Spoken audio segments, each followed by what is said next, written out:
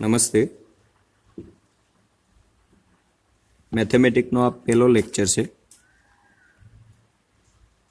Group એ રાખો કે બી રાખો એની આપણે વાત એક લેક્ચર મૂકીને કરેલી છે, બધાએ જોઈ હશે. ગ્રુપ એ રાખો તો કેટલા સ્કોપ હોય. આપણે હવે એની અંદર ચર્ચામાં ઊંડા નહીં ઉતરીએ, પરંતુ બધા માટે શરૂઆતના કોમન લેક્ચર થોડાક આપણે જોઈએ.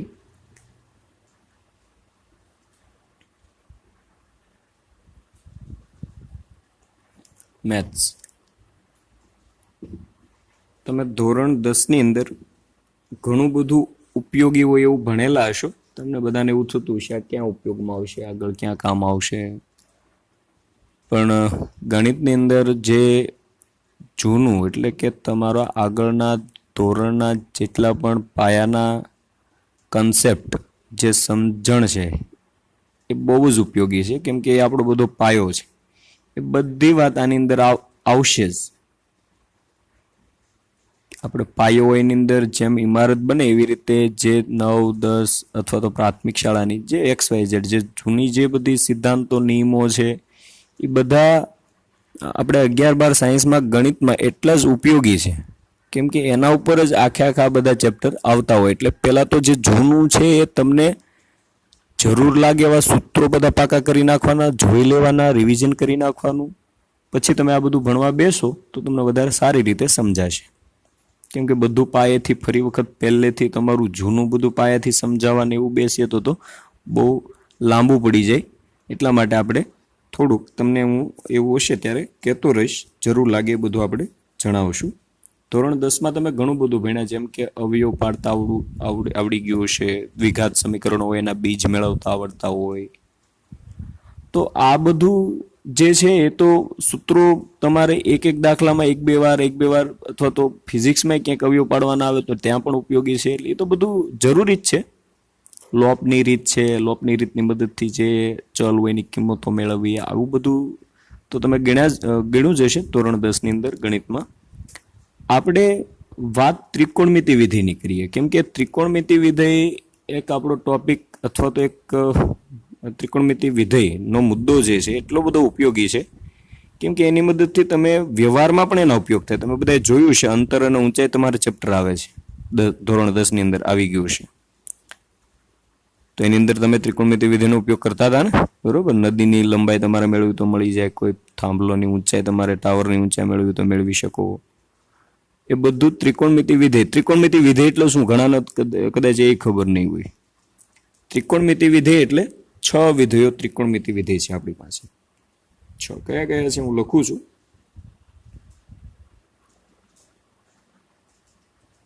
ત્રિકોણમિતિય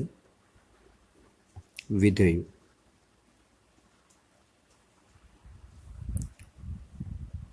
sign, cos, tan, cot, sec, cosec. Total 6 વિધેયો છે. 6 વિધેયના એકબીજાના સૂત્રો પણ છે. ઘણા સૂત્રો બનાવી શકાય, એકબીજામાંથી બીજા સૂત્રો મળતા હોય. તો તમે સાઇન છે, સાઇન બરાબર શું આવે? કોઈ ટ્રાયેંગલ હોય, ટ્રાયેંગલને ગુજરાતીમાં ત્રિકોણ કહીએ આપણે. કાટકોણ ત્રિકોણ તમે વિચારો, ABC. તો આની અંદર તમને ખબર હોય તમે સાબાન, પાબાન, કરણ ને એવું લખતા હતા ને ટૂંકું નામ. પાબા એટલે પાસેની બાજુ, સાબા એટલે સામેની બાજુ. તો અહીંયા સાઇન હું લઉં, માની લો કે આ ખૂણો થીટા છે, for example it is theta. Theta એટલે ખૂણાનું કોઈ પણ માપ. તો સાઇન થીટા બરાબર શું આવે? સાઇનનું સૂત્ર શું આવે? સામેની બાજુ સાબા upon કરણ. ઉપરનો જે અહીંયા ત્રિકોણ બાજુમાં દોરેલો છે એની અંદર સામેની બાજુ કઈ થાય? થીટાની સામેની બાજુ AB. AB ના છેદમાં કર્ણ. કર્ણ કયો થાય? AC. ઓકે, આ સૂત્ર બની ગયું સાઇન થીટા માટે. એવી રીતે કોસ થીટા એટલે શું આવે? પાબા છેદમાં કરણ. હવે આ જે છે આની અંદર ક્યાં લાગુ પડશે? પાબા એટલે આ થીટા હોય એની આ સામેની બાજુ કહેવાય, થીટાની આ સામેની બાજુ, આ કર્ણ છે આ પાસેની બાજુ કહેવાય. કઈ છે? બીસી. અને કર્ણ તો કયો છે? એસી છે જ. એવી રીતે બીજા સૂત્રો કયા કયા બની શકે? ટેન થીટા બરાબર શું આવે? સાબા છેદમાં પાબા. કોટ થીટા બરાબર શું છે? પાબા છેદમાં સાબા. ટેનનું ઊંધું એટલે કોટ. એવી રીતે સેક થીટા બરાબર શું આવે? સેક એ કોનું ઊંધું હોય? કોસ, એટલે કે કર્ણના છેદમાં પાબા. અને છેલ્લે કોસેક થીટા જોઈએ તો એના બરાબર શું આવે? સાઇનનું ઊંધું એટલે કર્ણના છેદમાં સામેની બાજુ. ક્લિયર? આ 6 ત્રિકોણમિતિ વિધિ માટે આટલી તો તમને બેઝિક પાયાની વાત ખબર હોવી જોઈએ. ન ખબર હોય તો અહીંયા આપણે વાત કરીએ યાદ રાખી લેવાનું, બરોબર? હવે જુઓ તમે આમાં કયું કયું ઊંધું થાય છે. ઊંધું એટલે એકબીજાના વ્યસ્ત હોય એવું કામ કોણ કોણ આપે છે? વ્યસ્ત. જો અહીંયા સાઇન છે, સાબા અપન કર્ણ, તો અહીંયા જો કોસેક છે, કર્ણ અપન સાબા, એનું ઊંધું થઈ ગયું ને. તો હું અહીંયા એક લાઈન લખતો જાઉં. સાઇન સાથે જોડ કઈ છે? કોસેક. આ એકબીજાના ઊંધા એટલે કે વ્યસ્ત છે વિધેયો.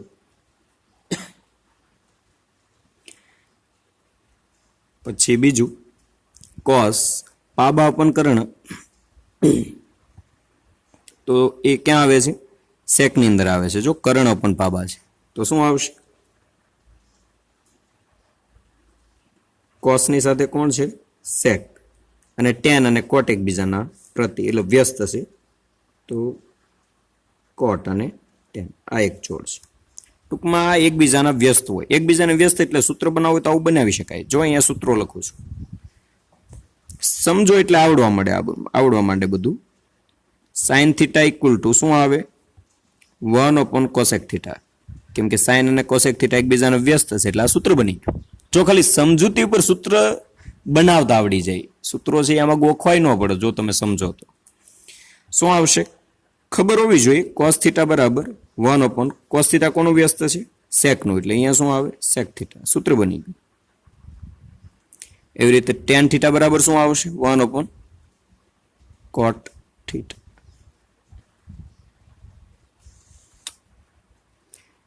આની અંદર શબ્દ આવે છે વિધેય. થોડીક વાત વિધેયની કરી લઈએ. વિધેય એટલે શું? ઇંગ્લિશમાં એને ફંક્શન કહેવામાં આવે અને વિધેયને જનરલી એફ વડે જ રજૂ કરવામાં આવે. જે ગ્રુપ એ રાખે છે એના માટે વિધેય તો અલગથી એક ચેપ્ટર જ આવશે. આઈ થિંક 3જું ચેપ્ટર છે, સંબંધ અને વિધેય. કા બીજું હશે, કોર્સની અંદર જોશો તમે તો. વિધેય કોને કહેવાય? વિધેય છે એક ચલ આધારિત હોય. ફોર એક્ઝામ્પલ, વિધેયને આવી રીતે રજૂ કરવાનું હોય.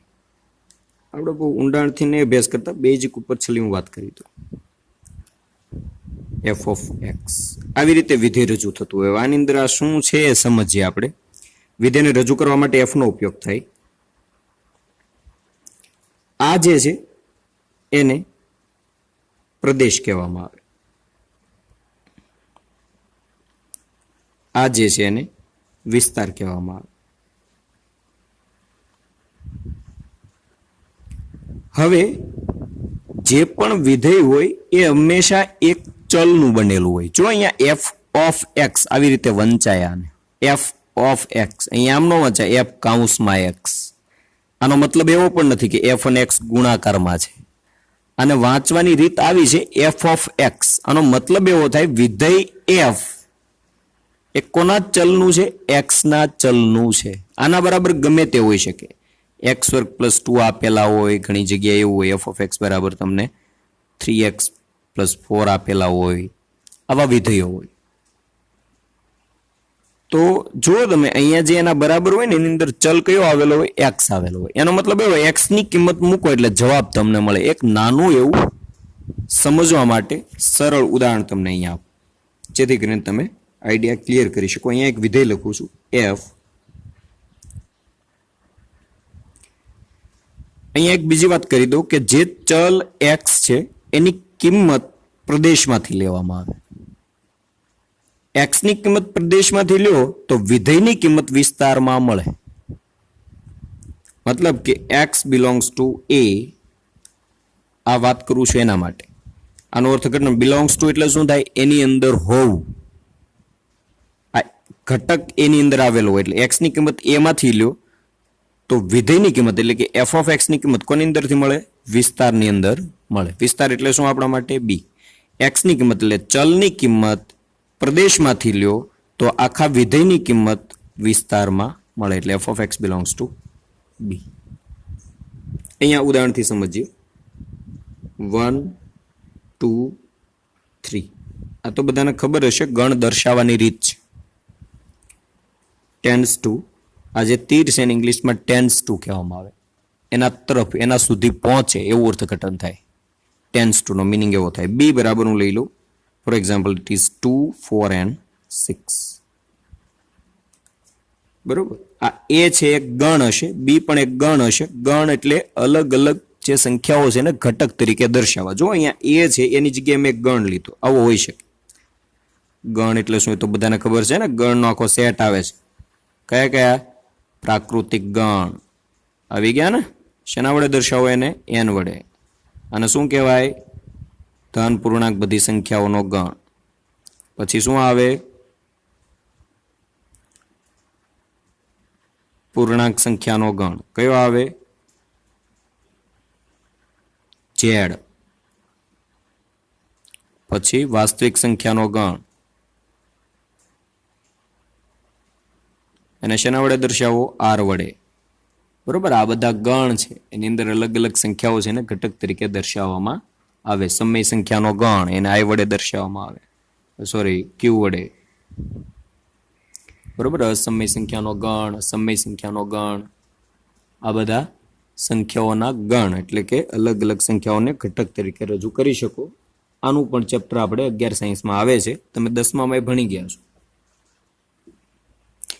હું અહીંયા એક વિધેય લઉં છું એફ ઓફ એક્સ બરાબર 2x ટાઈપનું એક વિધેય છે. હવે આનો મતલબ સમજ.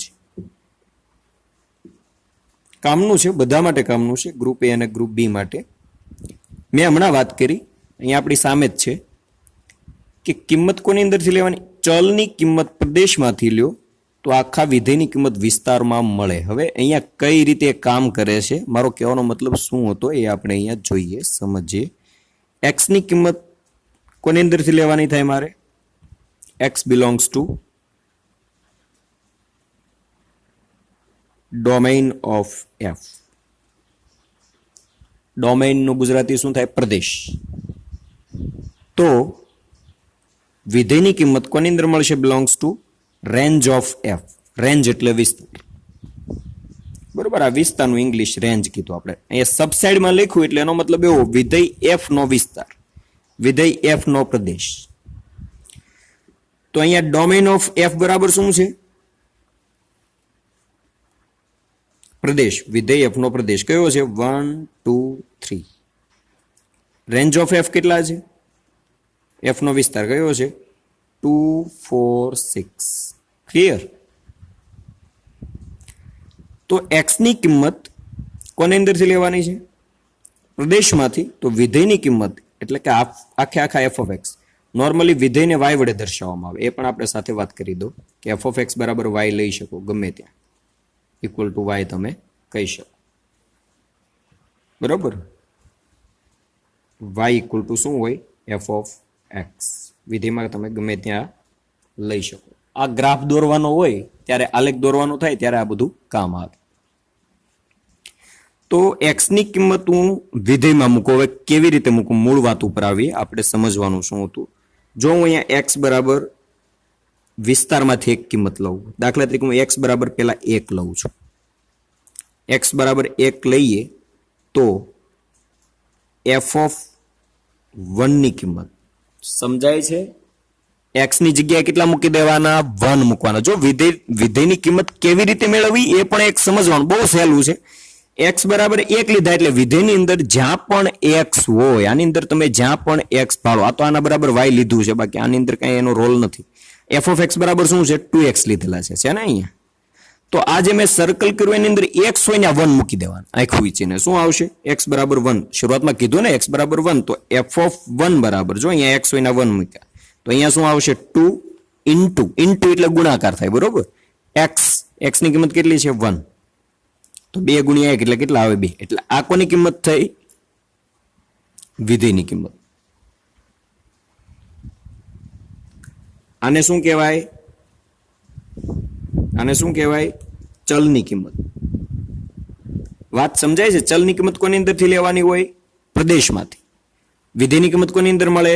વિસ્તારમાં. જો વિધેયની કિંમત કેટલી મળી? 2. 2 વિસ્તારમાં છે. જો આનો વિસ્તાર કયો છે? આ છે ને, અહીંયા 2 છે ને. એવી રીતે શું કરશું? આગળ જોઈએ. એક્સ બરાબર કેટલા લો? 2. એક્સ બરાબર 2 લેશો તો શું આવશે? F of 2. એક્સ હોય 2 મૂકી દેવાના આની અંદર, તો શું આવે? 2 ઇન્ટુ એક્સ ની જગ્યાએ કેટલા મૂકવાના છે? 2. એટલે 2 ઇન્ટુ 2. 2 ગુણ્યા 2 કેટલા થાય? 4. આ ચલની કિંમત 2 કોની અંદરથી લીધી? વિસ્તારમાંથી.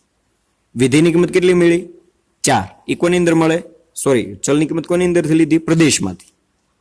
આ પ્રદેશ છે ને, એટલે ચલની કિંમત 2 આપણે પ્રદેશમાંથી લીધી. તો એને અનુરૂપ, 2 ને અનુરૂપ વિધેયની કિંમત તો કેટલી મળી? 4. તો 4 એના વિસ્તારમાં છે ને. ફરી વખત હજી એક જોઈ લઈએ. શું આવે? એક્સ ઇક્વલ ટુ હવે કઈ કિંમત બાકી રહી? 3. તો એક્સ ની કિંમત 3, તો વિધેયની અંદર જ્યાં પણ એક્સ હોય ત્યાં 3 મૂકો એટલે કેટલા આવે? એક્સ હોય ત્યાં 3 એટલે 2 ઇન્ટુ એક્સ ની જગ્યાએ 3 મૂકો. 3 ગુણ્યા 2 કેટલા થાય? 6. તો ચલ એક્સ ની કિંમત 3 વિધેયના પ્રદેશમાંથી લીધી ને.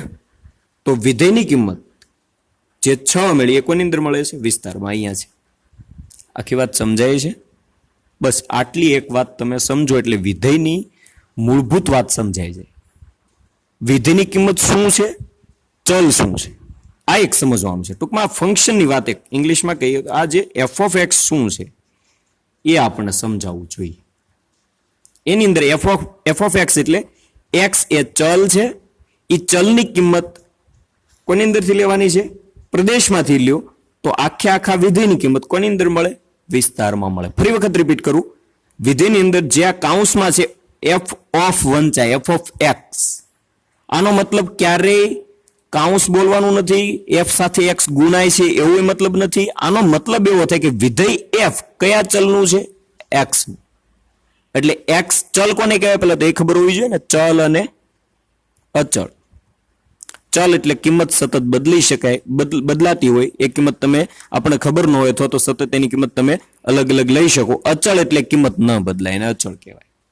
એટલે ચલ એક્સ ની કિંમત, બરોબર, આ એક વાક્ય તમને બોલું એ મગજમાં બેસાડજો ને સમજો તોય ઘણું છે.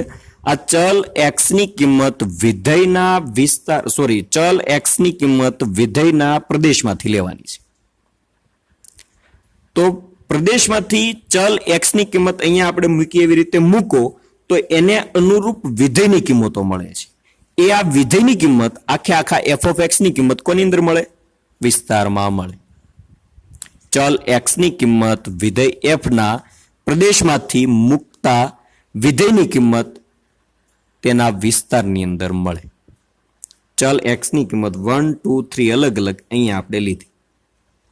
તો એને અનુરૂપ આ બધા વિધેયની કિંમત 2, 4 અને 6 એના વિસ્તારમાં આપણને મળી. આ એક સરળ ઉદાહરણ છે, એના દ્વારા આખું વિધેય સમજાઈ જાય. આ વિધેયની વાત થઈ. તો આજે આપણે આ લેક્ચરમાં શું શું જોયું ફરી વખત રિવિઝન કરાવી નાખું ફટાફટ.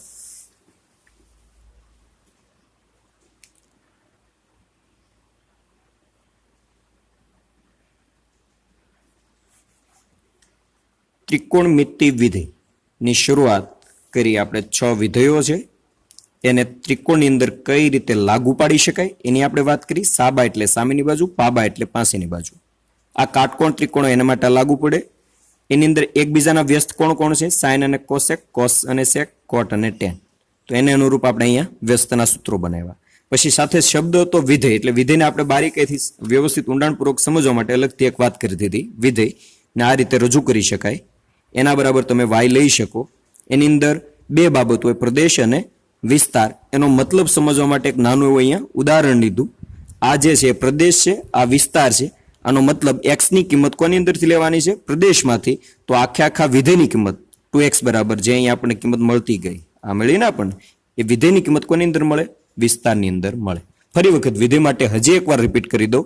ચલ એક્સની કિંમત વિધેયના પ્રદેશમાંથી લેવાની છે, તો આખા વિધેયની કિંમત કોની અંદર મળશે? વિધેયના વિસ્તારની અંદર મળે. આ એનું ઉદાહરણ છે. તેમ છતાં ન સમજાય તો તમે મને વોટ્સઅપની અંદર પર્સનલમાં મેસેજ કરીને પૂછી શકો.